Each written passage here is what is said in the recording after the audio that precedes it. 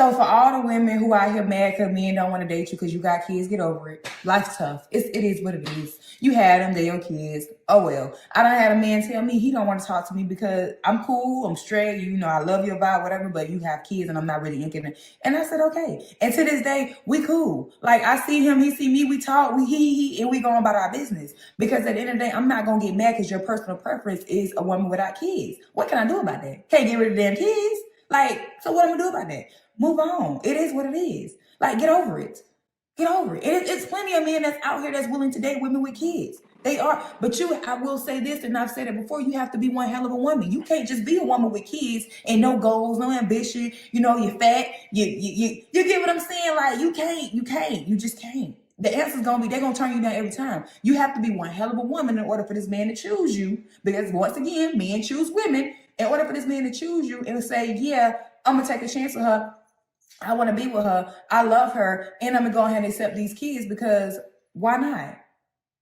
You get what I'm saying? Like but you have to be one hell of a woman. You can't be around here no little thotty pocket or a little hood rat or you get what I'm saying? Like, no, you got to come with it. You got to come with it. You want that man to choose you, baby. You got to come with it, okay? So get over it. It's okay. It ain't the end of the world. I said what I said. My son is 11 years old, and when he turns 14, I'm thinking about getting him a vasectomy. Now, to other boy moms, is this something that you guys are thinking about? If not, why?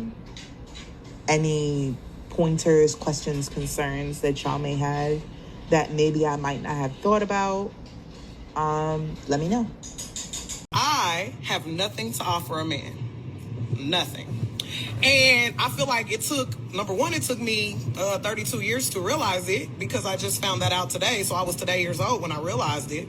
And then it took me a lot of pride swallowing to be able to admit it. I'm going to tell you why I feel the way I feel. This is not based off anyone else. This is only based off myself. But I just wanted to share it just in case it may help somebody else. I feel like I don't have anything to offer to a man because a man asked me what I had to offer him. And it was the way he asked that made me realize that I don't. He simply stated, I realize that you're single, but tell me what would I benefit from having you as my woman? Now, outside of the basics like, oh, I look nice, I can cook, I work, I didn't have nothing else to offer. And the reason I realized that I didn't is because I got to thinking about myself. And all I've been doing for so many years is just working and taking care of kids. I don't know necessarily what I'm into. So there goes hobbies. I'm not necessarily sure my feminine level of energy because majority of my relationships, I wore the pants. So how can you, as a woman, offer to be a woman to a man if you've never fully been a woman? Tell us the truth! All right, what's good, YouTube? It's your man, Book of AlphaRonomy, a.k.a. Dr. BOA.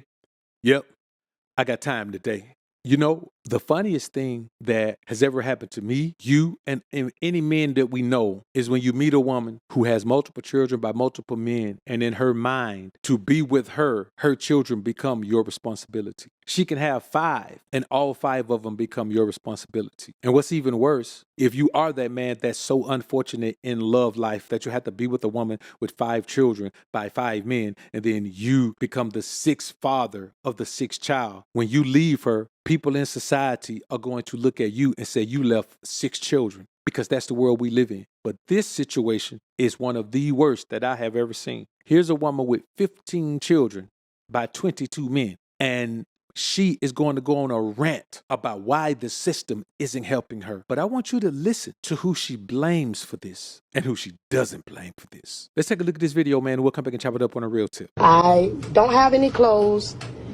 People been donating food just around here, just helping me out with food, and I don't have anything. We called the Department of Children and Families to see what they've been doing to help. DCF says Hillsborough Kids Incorporated has been helping by paying Adam's rent, even providing her furniture. Adam says it isn't enough. Somebody needs to pay for all my children and mine and Gary, all our suffering, all our pain. Somebody needs to be held accountable, and they need to pay. DCF Regional Director Nick Cox wanted to see for himself the situation that Adams now finds herself in.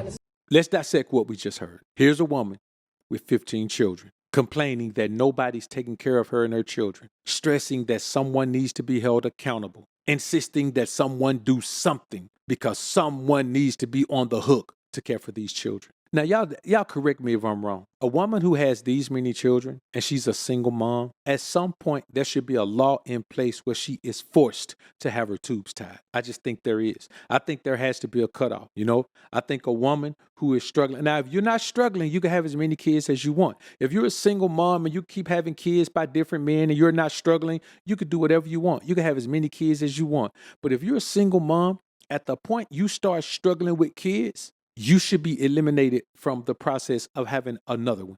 You should be totally restricted from having another kid. If they have to, put an implant in your arm or whatever they got to do. I'm not saying you should instantly. Now, her at 15, she should have had her tubes tied. But if you got 2, if you got 3, and you struggling, here's what happens in these situations. A woman is a single mom. She's struggling. She meets a man. They get together. She gets pregnant again. Because the majority of the time, these women have deep-seated psychological issues based on abandonment when they were young, or based on some type of infringement of their personal space when they were young. And so they need that intimate connection to feel whole. They use it to feel loved. They use it to feel appreciated. They feel like, well, let me just give what I can give. And you never know, man, somebody, when they were young, somebody might have been paying them to be quiet or paying them to keep having access. You just never know. But they have some psychological issues where they feel like every man they meet, they're supposed to have unprotected intimacy with him and possibly have a kid. That's how a woman gets 15 children. Because every man she's been with, it was unprotected, and no precautions were taken to keep her from getting pregnant. And I know some people say, well, what about the man? What about the man? He's supposed to know. He's supposed to blah, blah, blah. Yes, he is supposed to know. But let me tell you something. If I'm a man and I ain't got no kids and I meet this woman, it don't matter how many kids she got. If I get her pregnant, only one of those kids are mine. She the one sitting over there with 15 kids. Unless she had 15 kids by one man, all those kids are with her. So if you got 15 kids by 15 men, you mean tell me if you got one kid? And here's the crazy thing. You'll hear a woman say that about this woman with 15 kids, but there's plenty of women out here with one kid who will meet a man and have another kid with him, and then they break up and now she got 2 kids. But when the numbers get to a certain point, now the other woman who has more kids is different. It's the same thing with you. If you have one kid, then another man comes along and you have a kid with him. Now you got 2 kids. Each one of those men only got 1. And by the time you have 4 kids by 4 men, you got 4 kids.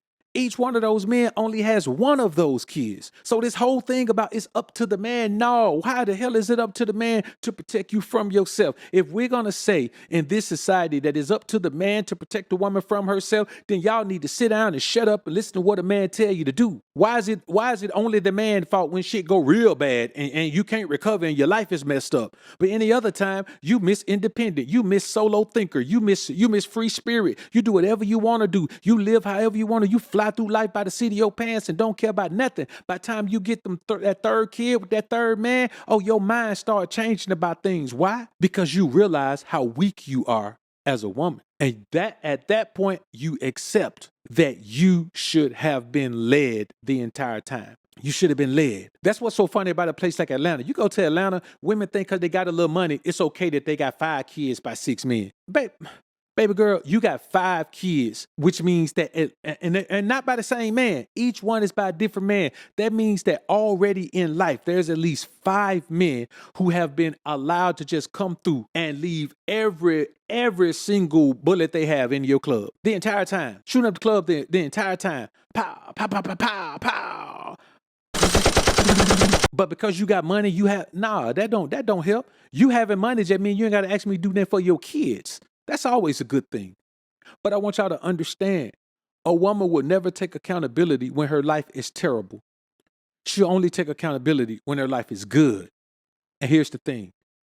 There is no woman anywhere who has a good life or a bad life who didn't get, need, or seek the advice of a man.